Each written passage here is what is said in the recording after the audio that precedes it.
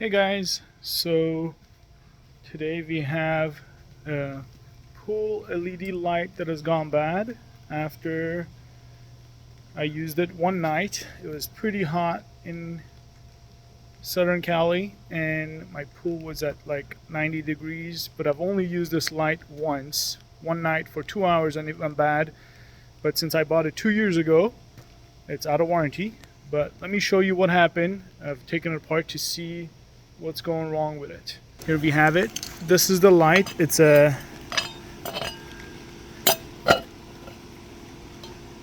pentair. That's the model number. And so I've taken it apart and the LED goes right here across. This box was submerged in here in the glue, and I disconnected these from the circuit board. So the two wires in there actually go on this circuit right here in the holes, neutral and line. So that's 120 coming in. Now this converts it. Originally I didn't know what the voltage was going to be because this was submerged in the glue. So I took it apart, put my multimeter on these, on AC. I didn't see anything. Then I put it on DC and I didn't see anything after obviously turning on the light. So right away I knew the power supply has gone bad. So I took apart the power supply, I pried it out, and it's raining. Let me flip this over. So let's go inside and I'll explain a little bit more on how to test your stuff. All right, so I knew there was nothing on this because the voltage was 120 was coming in and there was nothing coming out, and I just used my trusted multimeter and measured these. There was nothing. And just in case, if you need to know, this is 120 in, 12 VAC out at 60 watts max. So to go further, I tested this and I bought a power supply and I tested my board, my LED board, to see if it works, and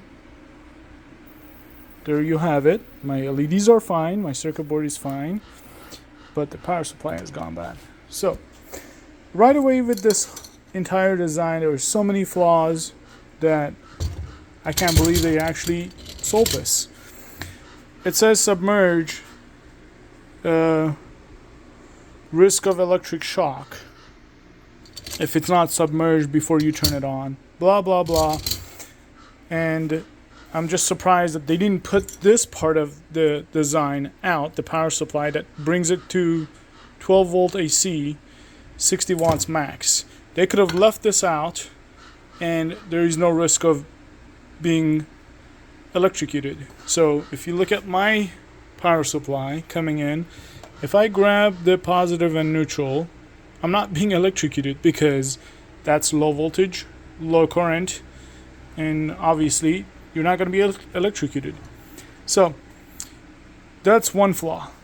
Right away you can just redesign this, mitigate all that, very easy.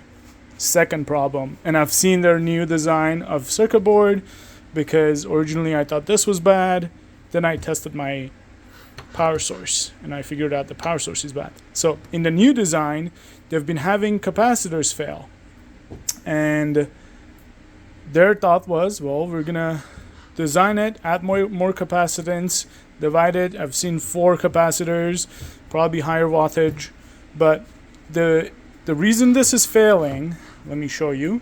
If I power this up right now and I flip this over while it's on and look at this,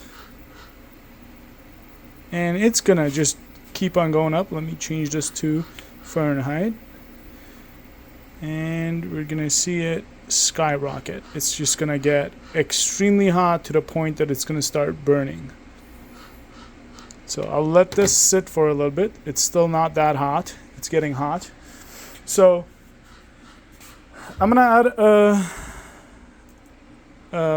aluminum heatsink in the back of this, but you have to set it right because the housing has limited room. Now, the original way they cooled it was having this, one of these on one side, another one on the other side, which gives it a little bit of a heatsink towards the back panel of the light. Not ideal, but let's see how hot it is now. So right now it's climbing, it's at 87, 86, and it's rising. 87. It's gonna get hot to a point that it burns to a touch. Now, as it's still getting hot.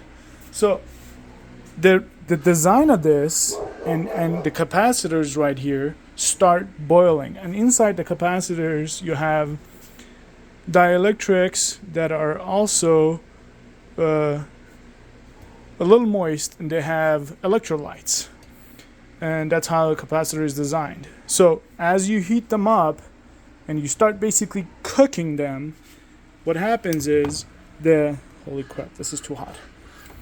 So let's see.